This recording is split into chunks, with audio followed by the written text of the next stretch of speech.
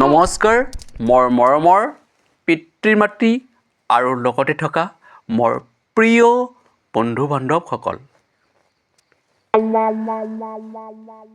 এই দৃশ্যাংশটো হৈছে নৰ্থ গাৰো হিলছত থকা হাতংগিৰি পাহাৰত এটা মনোমোহা ইমান সুন্দৰ চালে চকু তৰোৱা আৰু হৃদয় চুই যায়।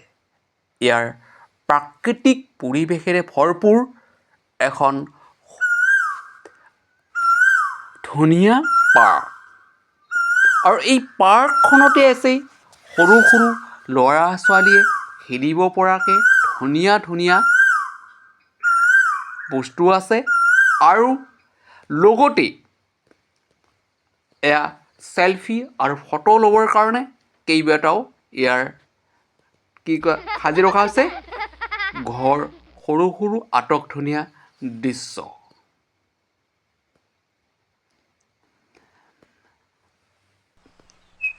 আৰু এয়া মানুহ বহিবৰ কাৰণে আৰু দোলনা খেলিবৰ কাৰণে ইয়াত সজাই ৰখা হৈছে।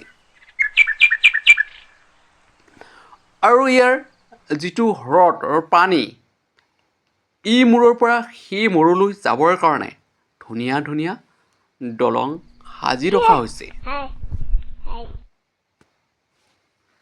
এনেকৈ আপোনালোকে সেই মূৰৰ পৰা এই মূৰলৈ যাব পাৰিব। এয়া চাওক কি ধুনীয়া দলং বাঁহেৰে সাজি ৰখা হৈছে।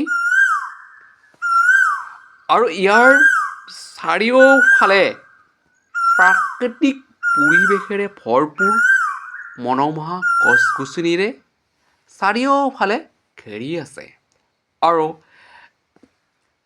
ইয়াৰ কাষে কাষে কি আছে পানী আছে চাওক।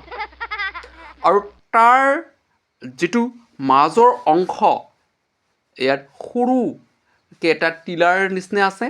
সেই টিলাতেই ইয়াৰ কি আছে পাৰ্কখন আছে। এয়া কি ধুনীয়া আৰু মনোমোহা দৃশ্য।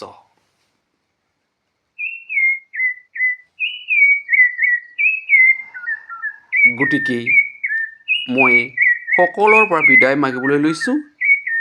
জয় হিন্দ।